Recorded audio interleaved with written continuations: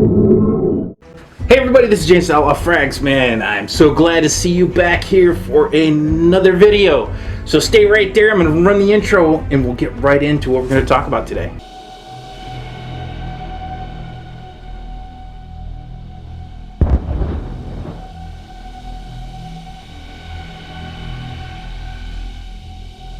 So what I'm going to talk about today is the house of Ralph Lauren Polo. It's been around forever. Ralph Lauren is an American fashion designer that started back in 1967 that quickly grew. By 1969 they had boutiques in like Bloomingdale's and other really large retail establishments. Now these days you can find their products pretty much everywhere. As of today, Ralph Lauren has 88 perfumes in their catalog. Their earliest creation was 1978 and their last release was in 2020. The first fragrance we're going to talk about today is this one right here, and this is Polo Double Black. This is a tester. You know, I don't know if any of you guys have much experience with buying testers. I really, for saving a few bucks, this is the way to go. This one here is a woody spicy.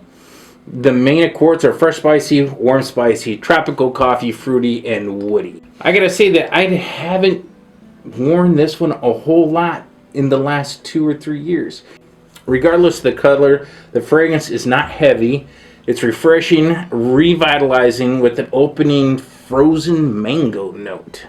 Polo Double Black was released in 2006. It was created by Ellen Mulliner, and I'm going to put the name down here just in case I'm chopping it up horribly.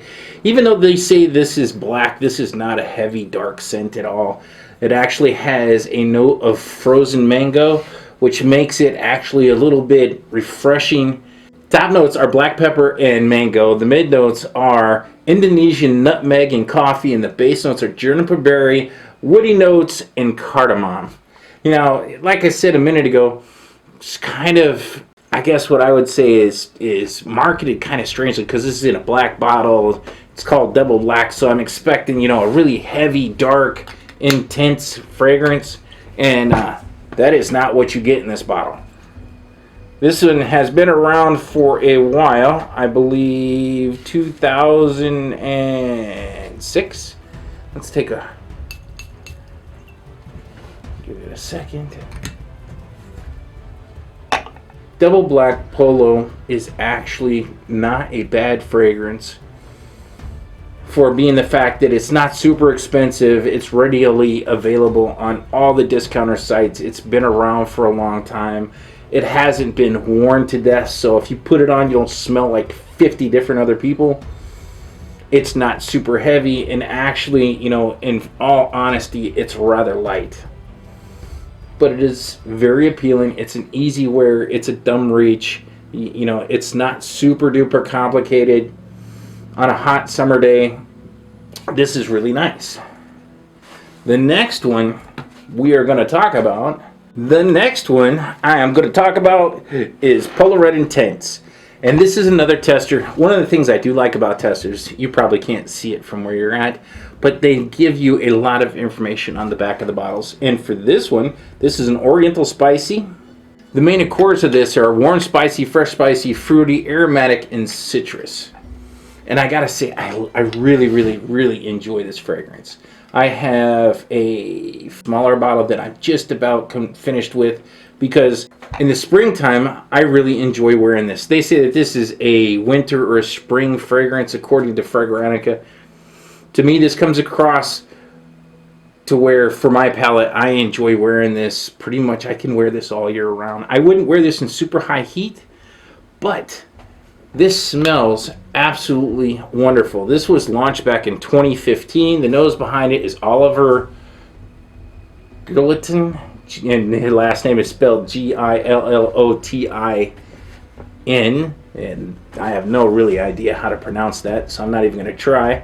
The top notes are blood grapefruit, cranberry, which is a really interesting note, which is really prevalent in this. Lemon, saffron. Mid notes are ginger, coffee, sage, lavender. The base notes are amber, red cedar, and leather. And I gotta tell you, out of everything that I have out of this line, this one here is my favorite. I find myself reaching for this quite a lot in the springtime. This is a great time of the year for this to be worn. It is an absolutely wonderful fragrance. The next one we're going to talk about out of this is going to be an older fragrance, and that is, and I only have a decant of it, and this was from Scentbox. I actually got this in a bundle. Yeah, this is Big Pony 1. Now this one, the full-size bottle of this, I'm going to put a picture of the bottle right here, which is kind of unique. This one was released back in 2010, and this is another one that doesn't get a lot of fanfare. In my opinion, this one is okay. It's more of a fresh fragrance. It is definitely a spring and a summer. This one is I hate to say it, is a little bit forgettable. You know, it doesn't really stand out and reach out and grab my attention. And probably a good reason that, you know, I think this was just about the same level when I got it. I've smelt it a few times, but I've never been kind of motivated to grab it out of my box of lipstick atomizers like this to wear it. It's just kind of been sitting around. It does not smell bad. Yeah, I will say that. This doesn't smell bad. It doesn't smell super cheap. It doesn't have a huge opening of perfumer's alcohol. It's just kind of, for me, it's just a little bit, like I said, forgettable. But it is not bad. The next one I am going to talk about has been around forever. Matter of fact, I can remember my dad wearing this when I was a kid, and this is Polo Green. Now, this is a bottle of nuclear holy smokes. You definitely have to, in my opinion, this is an acquired taste.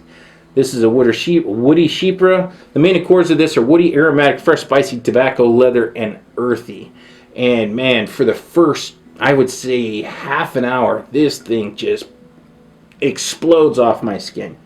It is definitely, when you smell it, it's dated. Like I said, as soon as I smell this, you know, I can, you know, smell my dad. It definitely brings back, yeah, it's just holy smoke strong. And this is an older bottle. The leather in this is really prominent. I don't get any fresh spicy out of this. I get a really heavy leather note, a little bit of earthy, just kind of wrapped up in some woody aromatic, you know, is really what I get for this. This is something that, you know, I'm not a young guy. I'm like, I've told most people I'm 50. This one sits on my shelf for nostalgic reasons. I just can't see myself reaching for this. I've told many people, I like stuff that is a little bit more juvenile, a little more uplifting, fun, playful kind of a fragrance, especially in my everyday fragrance wardrobe. This one just, you really got to have a special spot in your heart to really want to wear this all of the time. I won't say that I would never wear this, but it's definitely be something that has to be in an appropriate situation for me to reach down into the old locker of stuff to grab and pull this one out and wear it. But even with that being said, this is still not a bad fragrance. It doesn't smell bad, not one bit. It is just super strong. And I really enjoy a strong fragrance because I want to put something on that you can smell. Maybe not you because you're on the other side of the screen. But I want people to be able to smell what I'm wearing. It's the whole idea of wearing a fragrance, is to be able to enjoy it yourself and then have people around you be able to enjoy it as well. This one is definitely a mature man's fragrance. So when I say mature, I'm thinking probably 10 years older than me. So 60, 65 years, that's really what kind of pops up into my brain. I can't see a young guy trying to wear this. I definitely can't see a teenager. A teenager would smell this and roll his nose up and be like, ooh, I don't like that. So that is Polo Green. The next one we are going to talk about is this right here, and then this is another one that I got as a partial. And I had heard so many good things about the Polo Blue line that I thought, you know what, I'm going to get this and check it out. Now, I'm not going to base all of my opinion or outlook on the Polo Blue line based off of this fragrance right here. So this is an aromatic fougere. The main accords are ozonic, aquatic, and full honesty and full transparency.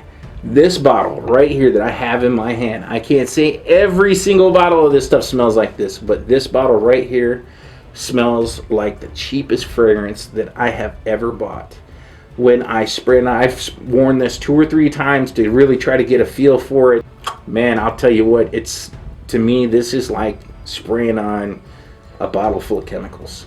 There's nothing about this that smells anything close to a natural kind of smell.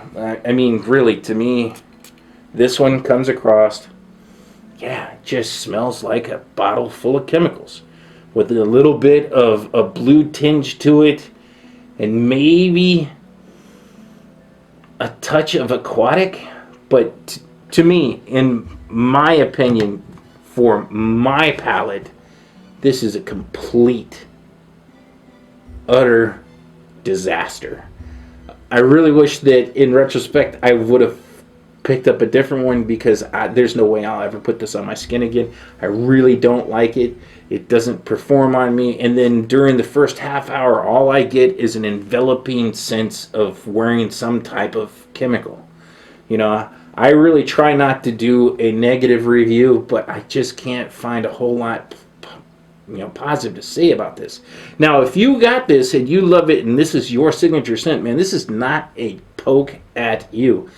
What I'm saying is what's in this bottle right here that I have in my hand just, man, is,